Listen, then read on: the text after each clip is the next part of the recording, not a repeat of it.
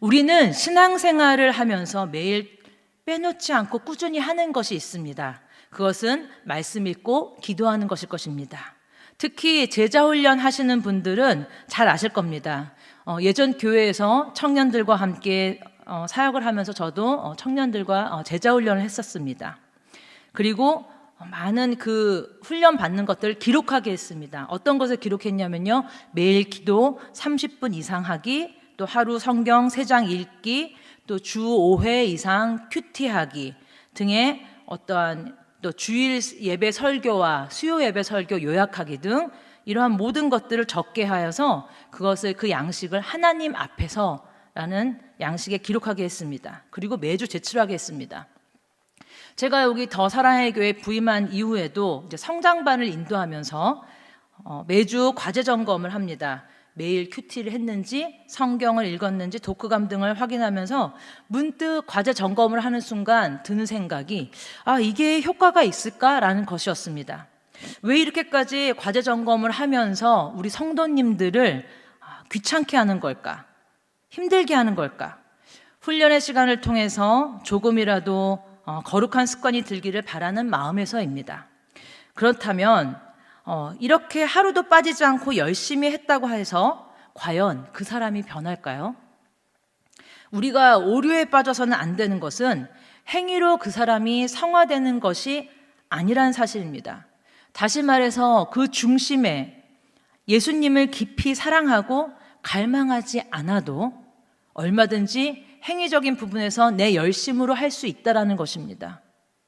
오늘 본문은 예수님께서 두 사람이 기도하는 모습을 비교하면서 말씀하고 있습니다. 한 사람은 바리새인이요, 한 사람은 세리입니다. 바리새인은 어떤 사람입니까?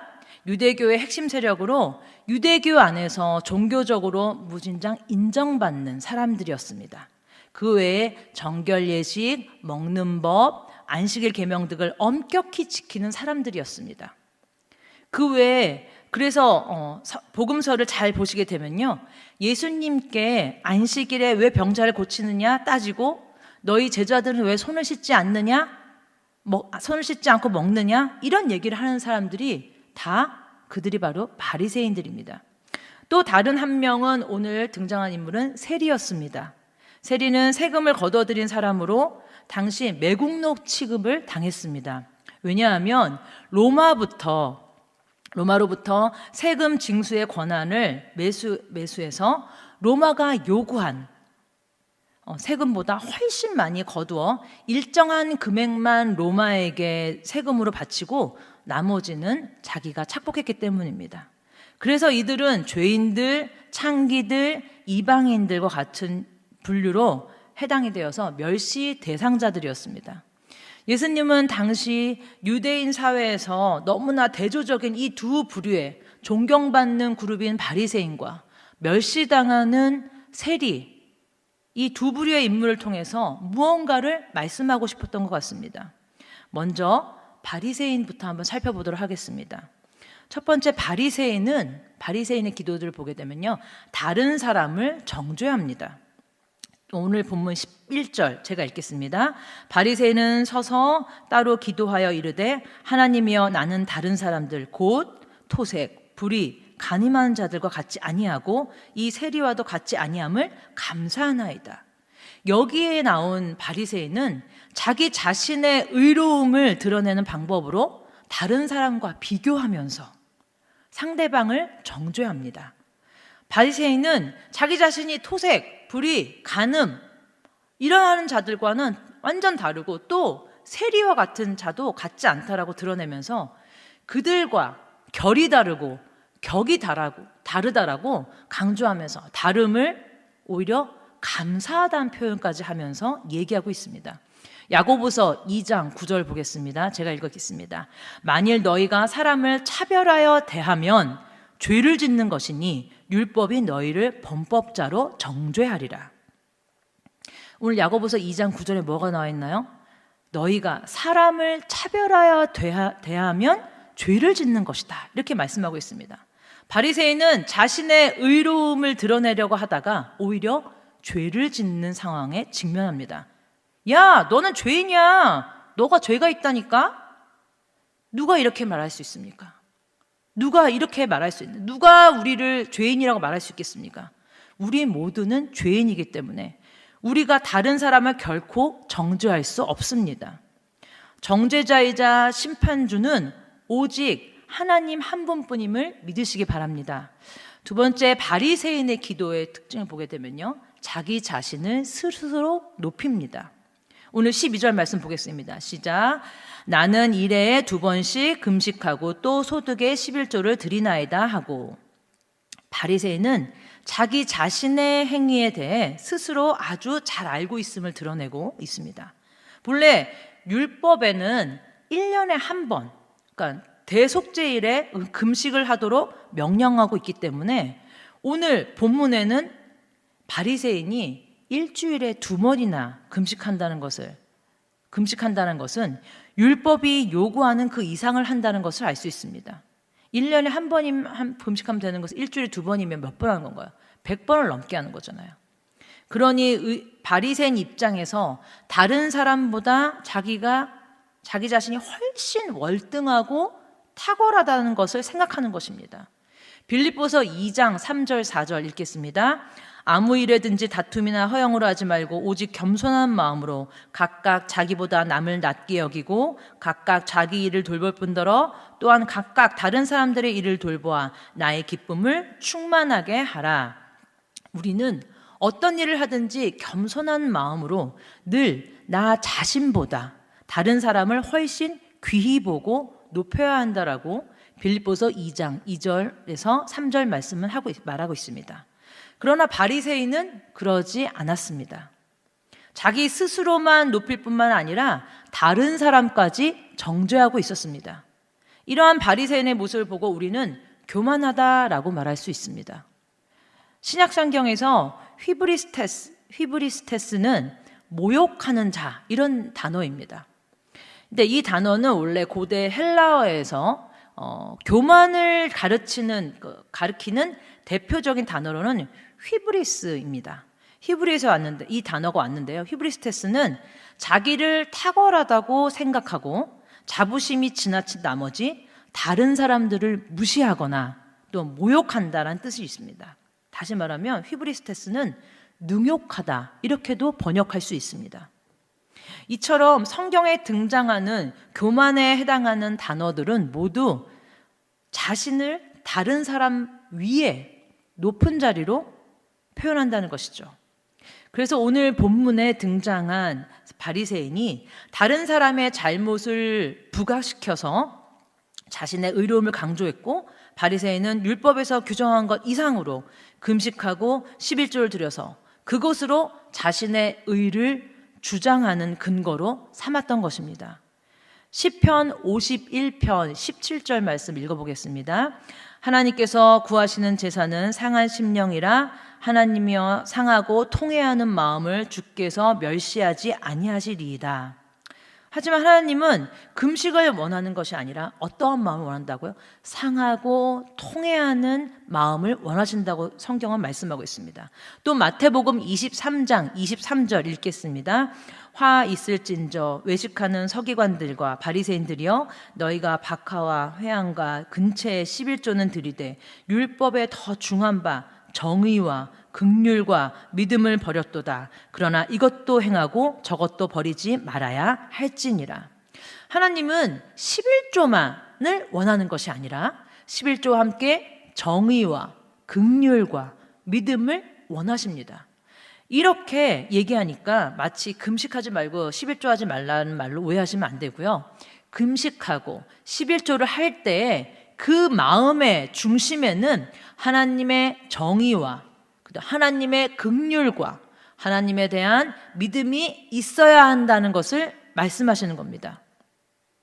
교만한 사람은 스스로를 무척 대단하게 여기며 자랑스러워하는데 실제로 탁월한 경우도 있겠지만 대부분 그렇지 않은 경우가 훨씬 많습니다. 사실 그렇지 않으면서도 자신이 무언가를 갖고 있다고 우쭐거리는 것은 즉 스스로를 속이는 것입니다. 칼빈은 타락한 인간에게 교만으로 인해 본성적으로 자신을 속이는 성향이 있다고 했습니다. 그래서 착한 행동을 할 때 자신이 정말 선하다고 믿어버린다는 것입니다. 성전에 기도하러 올라간 바리새인과 세리의 이 비유는 인간의 이러한 모습을 잘 보여줍니다. 바리새인은 이렇게 기도합니다. 하나님, 나는 다른 사람들 곧 토색, 불의, 간음을 하는 자들과 같지 아니하고요. 이 세리와는 절대 격이 다른 사람입니다. 그래서 제가 너무너무 감사합니다. 바리새인은 자신이 율법에 따라 행동하기 원하고 또 그렇게 살고 있었기 때문에 스스로 의롭다고 믿었습니다. 하지만 하나님은 바리새인을 어떻게 봤을까요? 하나님은 그를 의롭게 여기지 않으셨습니다. 사도 바울은 고린도 교인들이 당파를 나눠 짓고 자기 지도자와 자기 은사를 자랑하며 스스로 지혜롭다고 생각하는 것을 보고 그들 안에 자기 기만을 엄중히 질책했습니다. 고린도전서 3장 18절 말씀 한번 읽겠습니다. 아무도 자신을 속이지 말라. 너희 중에 누구든지 이 세상에서 지혜 있는 줄로 생각하거든 어리석은 자가 되라. 그리하여 지혜로운 자가 되리라. 아멘. 교만한 사람은 타인의 의견을 존중하거나 경청하지 못합니다. 왜냐하면 자신의 판단과 생각이 더 합리적이고 의롭고 도덕적이라고 생각하기 때문입니다.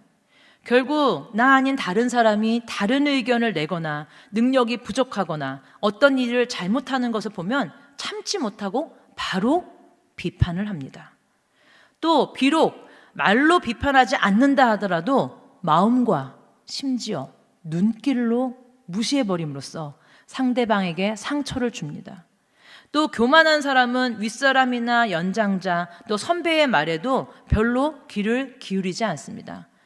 대표적인 구약의 인물로는 르호보암이 있습니다. 르호보암은 어떤 사람인가요? 할아버지가 다윗, 아버지가 솔로몬, 왕족입니다. 그런데 그 르호보암이 실력이 뛰어나서 그 왕이 됐나요? 그런 가문에서 태어났기 때문이지 않습니까? 그러면 주변에 그동안 계속 연륜이 있었던 그런 연장자들의 아버지와 다윗 할아버지와 또 솔로몬 아버지와 함께했던 그런 연장자의 말을 들어야 했음에도 불구하고 열왕기상 12장 8절에 이런 말씀이 있습니다. 왕이 노인들이 자문하는 것을 버리고 이런 표현이 있습니다. 르호보암은 자문을 듣지 않았습니다. 그냥 그들을 무시했습니다. 그리고는 자기 앞에 모여있는 자기와 함께 자란 어린 사람들과 의논했습니다. 이 얼마나 교만한 행동이겠습니까? 또 10절엔 이런 말씀이 있습니다. 함께 자라난 소년들이 왕에게 아뢰어 이르되 이 백성들이 왕께 아뢰기를 왕의 부친이 우리의 멍에를 무겁게 하였으나 왕은 우리를 위하여 가볍게 하라 하였은즉 왕은 대답하기를 내 새끼손가락이 내 아버지의 허리보다 굵으니. 이제 교만이 하늘 끝까지 올라가서 어떻게 되냐면 이제 내가 할아버지 아버지보다 내가 더 뛰어나 그러면서 말도 안 되는 표현을 합니다. 내 새끼손가락이 아버지의 허리보다 굵다 이런 비유까지 쓰면서 과장된 표현을 하면서 내가 훨씬 더 뛰어나다라는 그 교만한 모습을 나타낸다는 것이죠. 그리고 이제는 14절 열왕기상 12장 14절 끝부분에는 이렇습니다. 내 아버지는 채찍으로 너희를 징계하였으나 나는 전갈 채찍으로 너희를 징치하리라 하니라. 그러면서 끊임없이 자기가 뛰어난 사람이고 그리고 위대한 사람이고 내가 더 능력 있는 사람이 지도자라고 계속 이러한 표현을 한다라는 것이죠. 교만한 사람은 이미 자기 생각이 더 옳다고 생각하기 때문에 아무리 뛰어난 통찰력과 능력, 권위 있는 사람이 조언을 한다 할지라도 그 의견은 받아들이지 않고 무시하고 거부합니다. 이처럼 교만한 사람들이 있으면 그 조직은 결속력이 떨어지고 관계가 냉랭해지기 시작합니다. 이 교만들로 인해 결국 그 공동체는 응집력이 약해지고 와해되기가 쉽습니다. 그래서 예수님이 교만한 바리새인과 서기관들을 신랄하게 비판하는 것도 바로 이런 이유 때문일 것입니다. 어찌 보면 모든 죄의 뿌리가 교만일지도 모르겠습니다. 교만은 뿌리부터 땅속 깊이 땅속 깊이 뿌리가 보이지 않잖아요. 뿌리 깊이 땅속에 박혀 있어서 눈에 보이지 않기 때문에 가지에 해당되는 모든 죄가 제거된 후에 남아있을 수 있습니다. 나무를 뿌리째 뽑지 않으면 언젠가 다시 싹이 트고 가지가 솟아나게 될 것입니다. 기독교 변증가로 유명한 C.S. 루이스가 쓴 책인 스크류테이프의 편지라는 책이 있습니다. 그 책에 교만에 대해서 설명하고 있는 부분을 잠깐 소개하겠습니다. 이 책은 늙은 삼촌 악마가 젊은 조카 악마에게 인간을 어떻게 하면 하나님과 멀게 하고 파멸시킬 수 있는지 그 방법을 서술해 놓은 책입니다. 그 삼촌 악마가 조카 악마에게 이렇게 말하는 거예요. 신자가 겸손해지면 위기감을 갖고 긴급히 대응해야 하는데 그 상황에서는 무엇보다 자기가 겸손해졌다는 사실에 관심을 갖도록 유도해야 한단다. 그래서 인간들이 어머 세상에 내가 이렇게 겸손해지다니 하는 자부심과 만족감을 갖게 되면 그 순간 자신이 겸손해졌다는 교만이 고개를 쳐들게 되지. 또 신자가 이것조차 유혹으로 생각하고 마음을 돌이킨다면 자신이 이렇게 근심하려고 한다는 사실 자체를 자랑스러워하도록 만들어야 된단다. 스크류테이프의 편지에서 이 삼촌 악마의 이야기를 통해서 우리 믿는 성도들은 어떻게 신앙생활을 해야 되는지 다시 한번 생각하게 되는 이야기입니다. 오늘 여기 수요 한마음 기도회 예배를 드리시는 우리 성도님들, 근래에 혹시 나 요즘 신앙생활 열심히 하니까 좀 변한 것 같은데? 하고 착각하고 계신 분 안 계신가요? 어머, 내가 오늘 구정인데 예배까지 드리고 있어. 와, 나 진짜 너무 기특하다 라는 생각을 혹시 가지고 계신 분 안 계십니까? 그렇다면 여러분, 이 생각이 들었다면 오늘도 여러분들은 마귀의 계계에 넘어간 것입니다. 그러면 세리의 기도를 한번 볼까요? 세리의 기도는 어떤 걸까요? 세리는 어떠했습니까? 세리는 자기 자신이 어떠한 존재인지 철저히 알고 있던 사람입니다. 사람들이 자기 자신을 죄인들과 창기들과 이방인들과 같이 멸시 대상자로 여겼다는 것을 너무나도 잘 알고 있습니다. 그래서 오늘 본문을 보시게 되면 13절에 세리는 멀리 서서 감히 눈을 들어 하늘을 쳐다보지도 못하고 다만 가슴을 치며 이르되 하나님이여 불쌍히 여기소서 나는 죄인이로소이다 하였느니라. 얼마나 자기 자신이 죄인임을 깊이 깨달았는지 멀리 서 있습니다. 여기서 멀리 서서는 어디에서부터 멀리라고 말할 수 있을까요? 기도하러 성전 가까이 갔지만 도저히 그 성전 안으로 들어갈 수 없었던 것입니다. 그래서 바깥에서 멀찌감치 성전에 기도하러 왔다가 도저히 들어갈 수 없는 거예요. 멀찌감치 서서 눈을 들어 하늘을 쳐다보지도 못하고 기도는커녕 가슴을 치면서 이렇게 말합니다. 하나님이여 불쌍히 여기소서 나는 죄인이로소이다. 이 세리의 기도는 그냥 우리가 주일 예배 시간 앞부분에 지난주 돌아보면서 참회의 기도 시간을 갖겠습니다. 이러한 회개의 기도의 수준이 아닙니다. 세리의 기도는 내가 주님 앞에서 어떤 존재인지, 그리고 나에게 있어서 주님이 어떤 존재인지를 고백하는 장면인 것이죠. 이런 세리와 같은 고백을 우리는 어떻게 할 수 있을까요? 작년에 제가 더사나이 교회에 이제 부임하고 몇 달 안 되어서 이제 청년부 사역을 안 되었을 때, 청년부 사역을 했을 때 그 제자가 전화를 와서 전화 통화를 하게 되었습니다. 그러면서 전사님 이제 더사나이 교회에서 사역하게 되어서 어떤 그 교회는 어떠냐 이런 안부를 물으면서 사역하는 게 어떠냐. 그래서 아무래도 옛날보다는 이제 체력적으로도 너무나도 딸리고 그래서 체력이 너무 좀 딸린다, 힘들다 하면서 그렇지만 너무 기쁘게 사역하고 있다. 뭐 이런저런 얘기를 했어요. 불과 진짜 한 2, 3분도 통화하지 않았습니다. 5분도 채 통화하지 않았는데 그 자매가 저한테 하는 말이 전사님 더사나이 교회가 너무 좋은 교회인 것 같아요. 그러는 거예요. 그래서 그렇지 좋은 교회지. 근데 왜? 그랬더니 전사님이 너무나도 겸손해지셨어요. 이러는 거예요. 근데 너무 황당했어요. 아니 지금 내가 진짜 그 통화 기록이 이제 5분도 되지 않아요. 내가 무슨 얘기를 하면 도대체 아니 나 원래 이러지 않았어? 그랬더니 아니라는 거예요. 그럼 전사님은 처음에 이러지 않았다라는 거예요. 그래서 제가 그 얘기를 끊고 한참을 생각을 했어요. 도대체 내가 뭐가 달라졌다라는 거지? 나는 변한 게 없는 것 같은데? 그래서 그 자매가 있었던 그 교회 청년부 사역했던 시절을 제가 떠올려 봤습니다.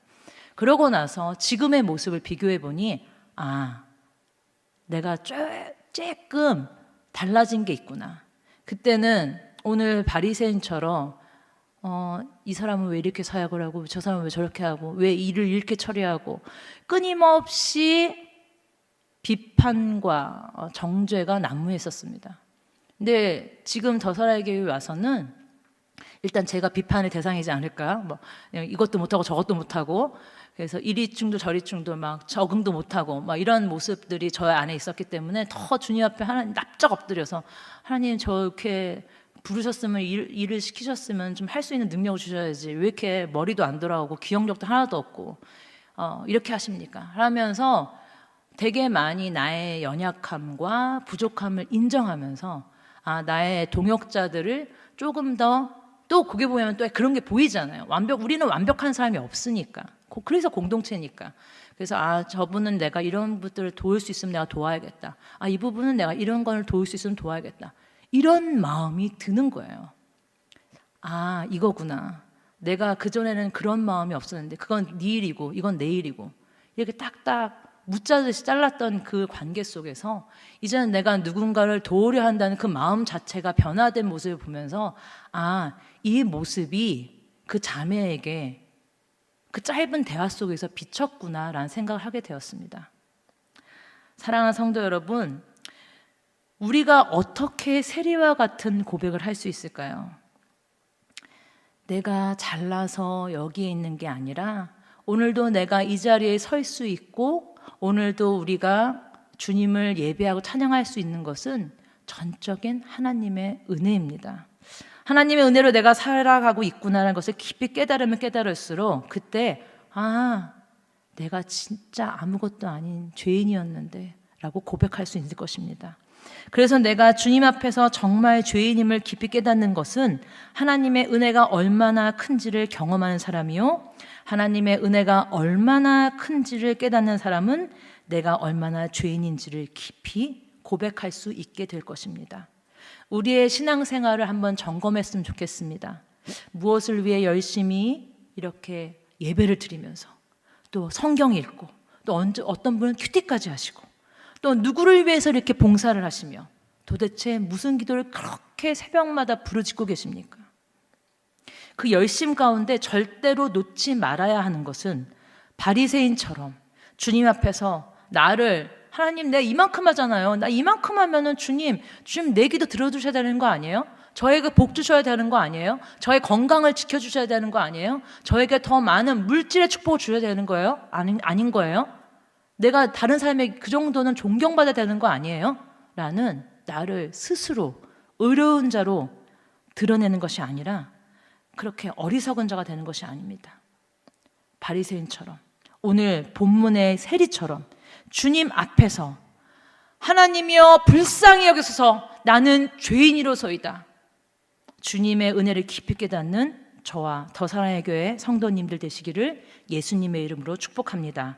이 시간 우리 하나님의 은혜에 함께 찬양하신 후에 우리 다시 한번 기도했으면 좋겠습니다.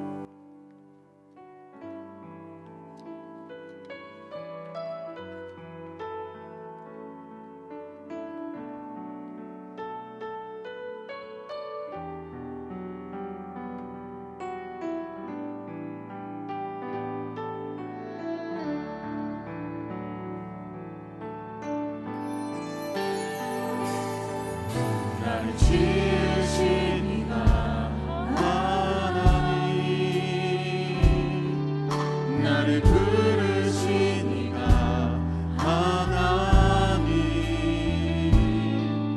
나를 보내신 이도 하나님, 나의 나는 것은 다 하나님 은혜라. 나의 달려갈 길 다